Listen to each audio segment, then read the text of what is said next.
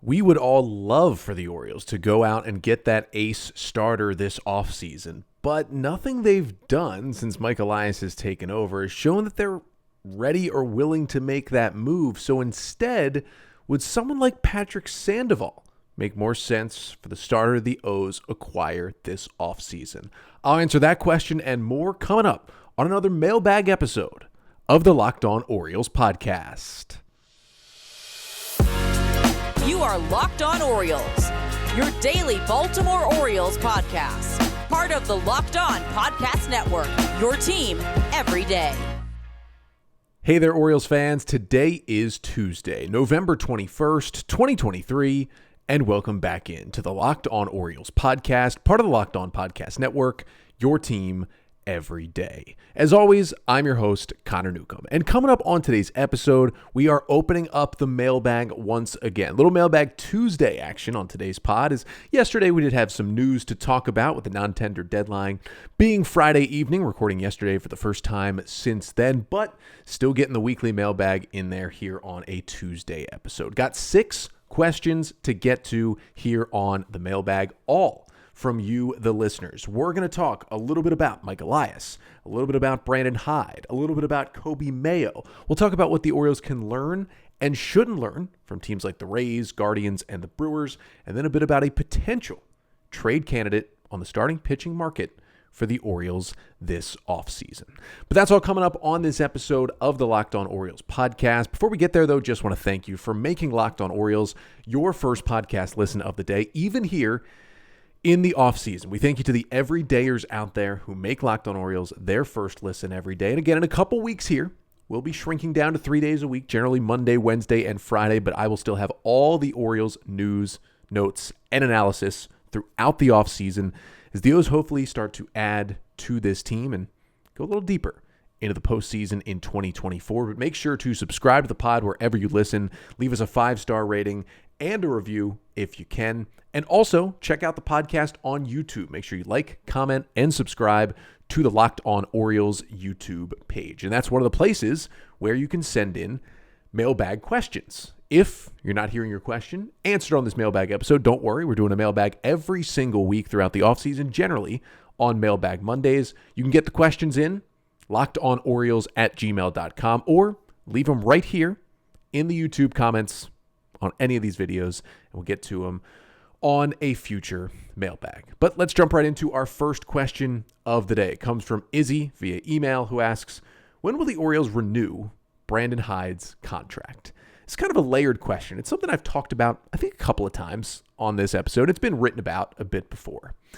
The Orioles are incredibly close to the vest, really with anything, especially since Mike Elias took over as GM in November of 2018. But even before that, when John Angelos was getting more control as Peter's health was declining, they have been very close to the vest. You don't get a lot of stuff that leaks out of this front office. When something does, it's fairly rare. And one of the things that they hold really closest to their chest for some reason is the contract status of front office people and coaches, and specifically the most front-facing people, which are General Manager Mike Elias and Manager Brandon Hyde. What we know right now is that both of them are under contract for at least 2024. What we also know is Mike Elias has said it, John Angelos has said it, there is a commitment to those two guys to help run this Orioles show, especially after an incredible 101-win season this year. What we don't know is what the details are to the contract. Now, we've heard Mike Elias confirm, hey, the rest of the coaching staff, when he told us that Darren Holmes would not be coming back and that Chris Holt was being moved back to director of pitching, he said the rest of the coaching staff will be back in 2024. That's all we know about Brandon Hyde. Now, you can assume that there's a contract there for, at the very least, 2025 as well. Because managers, if you watch Moneyball or you just kind of think about how the job works, don't like managing a team on an expiring contract. So I would have to think Hyde is at least under contract for 2025 as well, especially after winning the Manager of the Year award. But because the Orioles, with players, as we've seen, don't like to give out multi-year contracts, they love the flexibility at all positions, that includes the coaching staff, I wouldn't be surprised if right now Brandon Hyde's contract was up after 2025. And if the Orioles have success again at the end of this year, I wouldn't be surprised if there was something that kicked in that extended him through 2026. And it just kind of kept going like that, where it would extend it another year out. So he'd never be playing on or managing on an expiring contract, but also never had that really long-term promise from the organization. And I don't have any insight onto if that's actually the case, but we really don't know beyond next year what Brandon Hyde's contract looks like. Second question comes from John on Twitter, who says, Mike Elias has made some comments about adding to the team, things he said in 2022 and 23, like liftoff and going after top flight starting pitching, that John says just don't seem to come true. So he asks, when does Mike Elias lose credibility? Now, this is actually a topic I've touched on a little bit on this podcast in the past, and this is just how I treat pretty much everything Mike Elias says to this point. I see things that John Angelos says very differently from the things that Mike Elias says. When John Angelos speaks, he makes a fool out of himself every single time. And I consider them to just be lies whenever he's talking. Mike Elias is different. I don't necessarily feel like Elias is lying when he speaks to the media and talks about these things, but I've pretty much set the precedent for myself that I am not taking any of Mike Elias's words at face value at all. It's just not worth it, because most of the things he has said, he either doubles back on them later in the same paragraph, in the same answer to a question, or they just don't come true, and you can tell he's kind of covering for John Angelos. Essentially, part of his job is to take the hits for Angelos and to go out there and say the right things when talking to the media, when the Orioles know that behind the scenes, they're not exactly going to do those things that they talk about. Just look at Elias's comments, right? Like at the end of the season press conference, and then also with people talking to him at the GM meetings. You know, he says, we're looking for a starting pitcher. We're looking for a reliever. He says that, right? And then in the same answer, in the same interview, he comes back and says, well, you know, it's going to be tough though, because a lot of teams are looking for starting pitching. So who knows whatever, you know, we'll get to pick up, who we'll get to sign, if there'll be good players out there for us. He just kind of gives a caveat to everything he says. So I don't take any of it at face value. And I would recommend that you do the same. Again, I don't think he loses credibility if you take it from this vantage point, from this viewpoint, right? Like, he's just covering for Angelos. Angelos wants him to go out there and say the right thing and then provide the coverage underneath of it in case it doesn't happen. Or actually, when they know that thing, like signing a top flight starting pitcher, will not actually happen, right? That's how I see what Elias says. Now, he said some stupid stuff too, right? Like the things he said at the 2022 trade deadline after they dealt away Trey Mancini and Jorge Lopez and talked about how, you know, they looked at it and felt that their chances to make the playoffs weren't very good, even though they were only a couple of games out of the wild card at that point. And he kind of lost the locker room. If you remember that, Elias had to fly down to Texas, where the Orioles were set to play the Rangers later that night, the day of the trade deadline, and talk to the leaders in that clubhouse to basically talk them back and say, you know, this didn't mean it. This is what I actually meant. It caused a stir when he said that, and I don't know why he would say something like that. Even if you think it internally, it's kind of similar to Jerry DiPoto, the Mariners GM, saying the thing earlier this offseason, you know, we're looking to win 54% of our games over a 10-year stretch. That's not what you say, even if that is the internal goal. And even if the data tells you that those teams are generally, you know, in the top 5, top 10 in baseball and always playoff teams, you don't say that out loud because it sounds dumb and it sounds like you're not really trying to win. Very similar to what Elias said at the 22 deadline. So yes, he said some things that are very stupid, but also most of the stuff he's talking about, what the Orioles are going to do, what moves they'll make, I take none of it at face value. You'll notice that rarely on this podcast do I like read through and go through Elias press conferences and pick out things he's talked about. I don't think it really shows that much of the direction that the team is headed in at any time. And I think that's just a better way to look at it. And I think you'll feel a little bit better moving forward if that is your viewpoint when Elias does talk to the media. But we got 4 more questions to get to here on a mailbag episode. Next up, got cool back-to-back questions coming up about the Orioles and John Angelos saying they want to model themselves after the Rays, the Guardians, and the Brewers. Well, what can they do on the good side to model those teams? And what should they avoid on the bad side that those teams have done? We'll talk about that coming up next. But first, this episode of the Locked On Orioles podcast is brought to you by FanDuel. You can score early this NFL season with FanDuel, America's number one sportsbook. Right now, new customers get $150 in bonus bets with any winning $5 moneyline bet. That's $150 just if your team wins. So if you've been thinking about joining FanDuel, there is no better time to get in on the action. The app is so easy to use. There's a wide range of betting options, including spreads, player props, over-unders, and more. So visit FanDuel.com/lockedon and kick off the NFL season with FanDuel, official partner of the NFL. So we're back here on a mailbag episode of the Locked On Orioles podcast, answering your Orioles questions, and we get to question number 3 of the day. This question comes from JR on Twitter, and actually JR is going to get questions 3 and 4 of the mailbag because I kind of turned it into a two-parter. But JR asks, if the Orioles actually do operate like the Rays or the Guardians or the Brewers. He threw the A's in there, but it's kind of different to talk about the A's now that disaster is happening and the owners have approved the team moving to Las Vegas. What can the Orioles emulate from those teams? Now, I'll start with the gist of JR's question, which is on the positive side. Now, where this question comes from is John Angelos earlier this year when asked about, what do the Orioles want to go for? Are they trying to model themselves after the Astros? Because they brought a lot of Astros front office here. He said, no, we're trying to be like the Rays, the Brewers, and the Guardians. What does that mean? That means a team that's in the bottom half of payroll all the time is always thinking about the payroll, keeping it low, and churning through players. Now, teams that still have success, teams that have been in the postseason a lot recently, but have no hardware to show for it. That is what the Orioles are gunning for. I put down 3 things on the positive side, 3 kind of categories, I guess. They got multiple things in them. But 3 categories on the positive side that the Orioles can take from those 3 teams. Again, the Rays, the Guardians, and the Brewers. And there's different things to take from each of them. Number 1 would be still being willing, despite low payroll, to extend some of your best guys. The Rays have done it kind of both ways, right? They gave the huge extension to Wander Franco. I don't think, if all of that is true, he should ever play a Major League Baseball game again. Now, did they know about any of that stuff when they gave the extension? I would think no, if they're giving out that much money.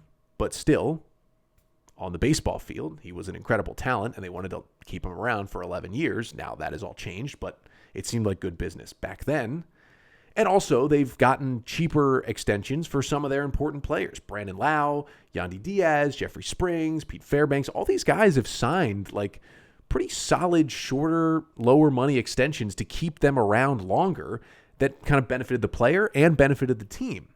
We haven't seen any of that stuff from the Orioles, right? Even the Brewers, they took on, all that Christian Yelich money on their team. Even the Cleveland Guardians, who traded away Francisco Lindor, did give Jose Ramirez, their other superstar, a huge contract extension to stay in Cleveland. So even these teams have spent some money internally. The Orioles have not done that yet. That needs to start with Gunnar Henderson and Adley Rutschman right now. Let's get it going. And even you can do the shorter extensions, the Cedric Mullins, the Anthony Santanders, the Kyle Bradishes of the world. You can do those shorter extensions that help you out in the long run as well.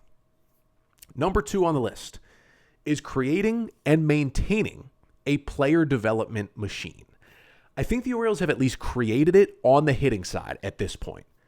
People know O's hitting prospects, those are the best in baseball, it seems. And the pitching is coming along, not as fast as the hitting, but the O's have a really serious player development system in the minor leagues. I think we can all agree with that at this point. But you need to keep it churning, and that is something the Rays have done, and that is something specifically the Guardians and Brewers have done, mostly on the pitching side, but their hitting side is coming along as well, kind of the flip-flop of the Orioles, but they have continued to churn out these great players from the minor leagues. And it's not just, the drafting and developing of your own guys, because the O's have done great with that so far, and those teams do really well too. But it's also what the Orioles have started to do and what the Rays and the Brewers and the Guardians continue to do, and that is finding these diamonds in the rough, whether they are while they're in the minors or whether they're waiver claim guys and others. And the O's have done some of this too, and then Raysifying a guy like the Rays did, for example, with Robert Stevenson this year. He was kind of a failed starter, former first-round pick, brought him in, fixed him, made him one of the best relievers in baseball. He's a free agent. I don't know if he's going back to the Rays, but he's going to get paid pretty well for being a really good setup guy for somebody's team. Like, the O's need to emulate that and do that and churn out those good players because of number 3. If you're going to operate like these teams, it means you're always churning the roster, right? You're not giving a lot of guys big money. You're not paying a lot of free agents. And there's always a lot of good players who need to be on your 40-man roster. And it's usually more than 40 guys, more that can fit. So number 3 on the list is being proactive with the 40-man roster. This is something all 3 of these teams do. Cleveland's done it very well in the past, but the Rays, I think, are the number 1 example of it. The Rays will look a year ahead, right? They will see a guy who is someone who they think, yeah, he could help us at the major league level at some point, but he is not a sure thing, almost everyday player or sure thing contributor on our big league team in the next 2 years. They see a guy one offseason who's going to be Rule 5 eligible the next offseason, and they look at him and they say, we have questions about whether or not you will be able to contribute for us in 2 years. And because of that, they trade him then. Before the player even gets onto the 40-man, they've done this multiple times, and they trade him for someone who's either further away, right, from 40-man eligibility, or someone in the same spot, but the Rays might see, okay, you can help us a little bit sooner than this guy can. Let's go upgrade our 40-man roster. And it also works on the flip side for the Rays. When they have guys already on the 40-man, but they're starting to, lose a little bit of the shine, and the Rays are seeing prospects coming up and saying, you know what, that prospect and that second baseman right there we got coming up, he's better than Vidal Bruhan, who's a second baseman on our 40-man roster. Bruhan's a big leaguer right now, but that guy's going to need to be added soon. And we need to clear that spot. But Bruhan still has some shine. Let's trade him now instead of waiting a year when we have to clear the spot. And then everyone says, well, we know you have to get rid of him anyway. We're not giving up anything for Vidal Bruhan. And what do the Rays do? Just a couple of days ago, they trade Vidal Bruhan, who I think could be a solid, at least bench bat and maybe more in the big leagues, and Calvin Fauché, who I think can be a solid middle reliever and has been for the Rays. They trade the 2 of those guys for 2 prospects and open up 2 spots on their 40-man roster so they could add prospects to protect them from the Rule 5 draft. And you keep that churn going, staying a year, 2 years ahead of those guys. And it's not a fun way to watch your baseball team be run. You'd rather just hold on to your best players. But if they're going to do what the Rays and other teams have done, you got to be proactive like that. And that's something that the Rays have been good at to this point. And it's the reason why, everybody always talks about how good the Rays are at trades. And there's the famous tweet that's basically like, I love this trade for the Rays. Who did they get and who did they give up? I believe it's the Jeff Sullivan tweet. Like, that is the entire Rays. That is what the Orioles would need to be too if they're going to operate like this. And question 4 of the mailbag, I basically turned into a follow-up to JR's question because JR asked for the positive side, like what should the Orioles emulate from these 3 teams? I turned it into the negative side also. What should the Orioles not do that these teams do if they're going to operate like them from a budget and player development standpoint? Now for this one, I wrote down 2 things, 2 categories, but also have multiple things within them. Number 1 would be don't be okay with some down years, right? This is something all 3 of these organizations have been guilty of over the past few years. Now, the Rays have done a better job recently. They have been pretty consistent for a few years now. But from 2014 to 2017, the Rays went into a valley. Now, they were never fully tanking, but they were not good as they were kind of replenishing things in the farm system. Now, to give them credit, 2018 on, they've been really good. They've been a playoff contender every single season. But look at the Cleveland Guardians. After they have a really special year in 2022, they come back this year, complete dud. That was a really bad AL Central. Guardians were the defending champs. They brought back most of that team. They added to it a little bit. And yet, by the deadline, they seemed perfectly fine with just kind of, not going to do it this year. You can't get into that phase of, maybe this won't be the year. Let's trade away some big leaguers, get some more prospects in, and then maybe next year or 2 years we'll compete. Windows close. Championships don't happen all the time. Any year you have a chance to get to the postseason, you need to try to get there. And this is already something I'm worried about because of how the Orioles operated in 2022. What I just mentioned with Elias at the deadline and trading away Lopez and Mancini. Yeah, they were on the outside looking in, but they had a chance. They finished 3 games out of a playoff spot that year. They could have got into the postseason. And if we learned anything from the Rangers and the Diamondbacks, both wildcard teams. Anything can happen. Anybody can win it once you just get into the dance. And the Orioles didn't do that last year. And maybe it's a different spot because they weren't sure they were, starting their window yet. But some of these other teams have kind of mailed it in a little bit. And even you have the Brewers now, who just won the NL Central. And yes, did they show up in the playoffs? Not really. Got swept by the Diamondbacks and went home in the wild card series. But they're kind of going through a retool, turning over a new leaf. The Brewers are not going to be good next year, right? They lose Craig Counsell. I think they're going to trade Corbin Burns and Willy Adames. Brandon Woodruff is out. They're going to go through a dip next year, I think. You can't be doing that. I get that there's some pluses to it, right? You can trade away a couple of fringe guys. You can get some more prospects. You can replenish the system a little bit.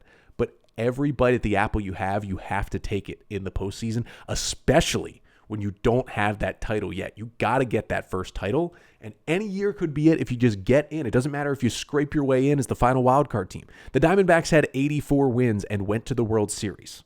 The Rangers blew it in the last weekend, lost the division, ended up being the 5 seed, and won the World Series with a dominant postseason. Just get yourself in. You cannot give away any seasons. And the second thing would be, this is a little more broad, but kind of attacking and fixing your team's issues faster. All three of these teams have had kind of a glaring issue for the past few years and still haven't been able to fix it. For the Rays, it's kind of different. For the Rays, it's injuries. I mean, they just continue to get injured and injured and injured. Every year, they got the most players on the IL. Now, some have talked about how it's too much bullpen usage and too much pitcher usage, and that's why all their arms are getting injured. I get it. It's also position players. They got to figure that out. For the Brewers, it's just offense in general. They've had this great starting rotation. They put together good bullpens. They got, some guys on offense, but just like that lineup has not been good at all. And for the Guardians, it's been power, right? Like they got away with it in 2022, hitting for no power. They hit for even less power this year. It was a disaster. They basically had nobody besides Jose Ramirez who could hit the ball out of the ballpark this season. And they haven't been able to go fix it yet. If the Orioles find that there is a flaw, right? Maybe it is, veteran starting pitching. Maybe it is, bats at the bottom of the lineup. Whatever it may be, go and attack that need. However you do it, it doesn't matter, but make that weak spot better as quick as you can to stay in the race every single year. There's probably more they can learn from those three teams, the Rays, the Guardians, and the Brewers, and it's unfortunate that the Orioles say they're going to operate like that, right? I mean, do I think John Angelos lies a lot? Yeah, but when he tells you he's afraid to spend money and he says we want to operate like those teams, you kind of have to believe him because I don't think he's going to flip it around and say, haha, actually, we're going to be the Rangers. We're going to be the Padres. We're going to spend all our money. That's not happening. It's John Angelos. It's not happening. So this is what I think we're going to be in for, and hopefully at the very least they can do a better job than these three teams because guess what? These teams haven't won any World Series. The Brewers, no. The Rays, no. I mean, both teams have gotten there in the last decade. The Brewers went to the NLCS a couple of years ago, but that's not a ring. You got to get the ring, and they haven't done it. And because they don't spend the big money, that is generally why they haven't been able to do it. We got 2 more questions, though, to finish off this mailbag episode coming up next. Going to talk a bit about Coby Mayo and then a little bit about a starting pitching acquisition that could make some sense for the Orioles. Pretty good question right here. So we're finishing up this mailbag episode of the Locked On Orioles podcast here. Got 2 more questions to get to, both from you, the listeners. Thank you all so much for sending in your mailbag questions. And again, if you submitted mailbag questions and they weren't answered today, don't worry. Do not worry. Continue to send them in. We'll do a mailbag episode every single week. And before we get to the last 2 questions, just want to let you all know that Locked On has launched the first ever national sports 24/7 streaming channel on YouTube. Locked On Sports Today is here for you 24/7, covering the top sports stories of the day with the local experts of Locked On, plus our national shows covering every league. Go to Locked On Sports Today on YouTube and subscribe to the first ever national sports 24/7 streaming channel. You can find Locked On Orioles throughout that streaming channel there as well. But final 2 mailbag questions of the day to get to. Question number 5 comes from 2 different people. Scott sent it in via email, and then MD Fan Perspective on Twitter as well, basically asking, what is Coby Mayo's defensive position future? And this is a good question because Coby Mayo, who was drafted out of high school in Florida in 2020, has this insane raw power, has made it all the way to AAA Norfolk. That is where he will start the 2024 season. And then, there's a chance he keeps hitting. He could be in the big leagues at some point in 2024. It could happen. He has that high a skill set, especially at the plate. But there has been questions about his defense, not so much about if he can play defense, more so about where is it best to use his skill set. Now, Mayo was drafted as a third baseman, and that is where he has mostly played as he has climbed throughout the Orioles minor league system, but he's played some first base, and they've tried him in right field and, could fit a little bit in left field as well. And the question becomes, does he have kind of the footwork, the glove work to play third? We know he has the arm. The arm is a cannon. Does he have the speed to play left or right field? Even though the arm is the cannon, I think the first base is the fallback option. It seems like he'll be able to play first base if it comes to that. But again, once you move a guy to first base, it becomes a little tougher, right? You want him to be a little more versatile. And plus the Orioles have Mountcastle, O'Hearn, plus you're talking about Santander and Kjerstad over there. It's not really a spot where there's a hole on the team that Mayo can potentially jump in and help out. Third base, though, maybe right field, left field, you got a little more leeway there for Coby Mayo. I see a lot of even prospect people. I think Eric Longenhagen at Fangraphs kind of lists him as a future right fielder. I think for now I see Mayo staying at third base. I mean, I get, what happened with Ryan Mountcastle, and it's kind of a similar story, but Mayo's a better defender over there, clearly, than Ryan Mountcastle was. Now, I'll admit, in terms of what I've watched of Coby Mayo, I am much more often watching his at-bats than watching him play third base or first or right field or wherever he is, because I love watching him hit the ball 500 feet sometimes. But what I will say is he still looks solid at the hot corner, and the arm is crazy over there. It is fun to watch.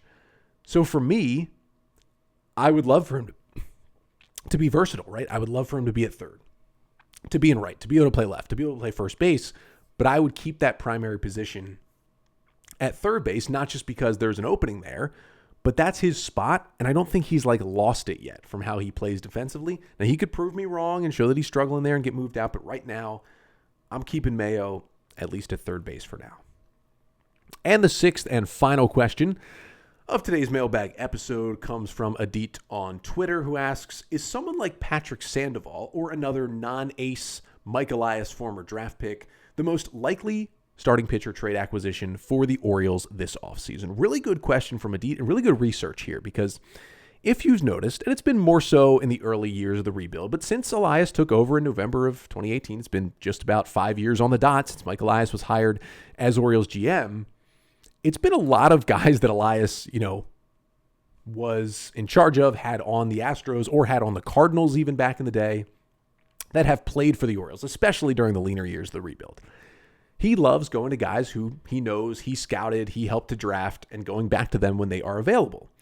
And good researching from Adit, because the best pitcher that could theoretically be available this offseason and was drafted by Mike Elias and team is Patrick Sandoval. Patrick Sandoval, 27-year-old left-handed pitcher, currently pitches for the Los Angeles Angels, was drafted in the 11th round of the 2015 draft by the Houston Astros. This was all the way back in 2015. Patrick Sandoval out of high school. Now, they traded him to the Angels in 2018 in, funny enough, the Martin Maldonado deal, and got their bad catcher that everyone seems to love, or at least Dusty Baker seems to love. But Sandoval has been pretty good with the Angels. Now, this year, he was okay. He threw 144 and 2/3 innings, had a 4.11 ERA for the left-hander, 20% strikeout rate, little down, walk rate, 11%, little up. But if you go back to 2022, Sandoval was awesome. About 150 innings, a 2.91 ERA for Patrick Sandoval as a starting pitcher and a lefty in 2022. It's that great changeup, right, that really helps him. Opponents hit just 184 against the changeup, got a 43% whiff rate. It's one of the best changeups from a left-hander in all of Major League Baseball. It's a weapon with a solid fastball and a solid slider as well. He is a good starting pitcher. And if the Orioles acquired him, he would easily be in the starting rotation to begin next year. Now, he wouldn't be an ace. He's had some good moments and had a great year 2 years ago, but he wouldn't be an ace. But he would be one of their top 5 starting pitchers, no doubt about it. And the reason why I also like this question is, we thought about, what guys could the Orioles trade for last offseason to add to the starting pitching. And they went out and they got Cole Irvin. Nobody saw Cole Irvin coming, right? They go and get him from the A's. Nobody even knew he was available. And they got a guy in Irvin at the time who had 4 years of team control. And even though Irvin didn't quite work out as they wanted this year, they still have 3 more years of team control with Cole Irvin. It can still work out over these 3 years, not putting all your eggs in a 1-year basket. That's why Sandoval might work out, because he has 3 years still of control. And that's a good pitcher to get for 3 years of control, which would mean it would cost a lot. But I would think the Angels, who are almost certainly not going to re-sign Shohei Ohtani and could even, you never know, trade Mike Trout this offseason, you would think the Angels, although they've said, hey, we're going to spend and try to win, they're a disaster. It might help them with their terrible farm system to trade away a player like Sandoval, who probably won't be on the team the next time they figure it out and be good, and instead get some prospects from maybe the best system in all of baseball. That is a trade that could work out. And I'd like Adit going and saying, Mike Elias, he likes the guys he's drafted. Well, Sandoval was one of those guys, and he is by far the best one out there that Elias has drafted. Because I went and looked to see, all right, are there any more draft picks from Elias in Houston out there that could be available and are good this offseason? He was with the Astros from 2012 to 2018. Those were the drafts he helped to oversee. The names besides Patrick Sandoval aren't great. You got guys like Daniel Mengden, Trent Thornton, Cole Sands, Darius Vines, Peter Solomon. Like, not the cream of the crop.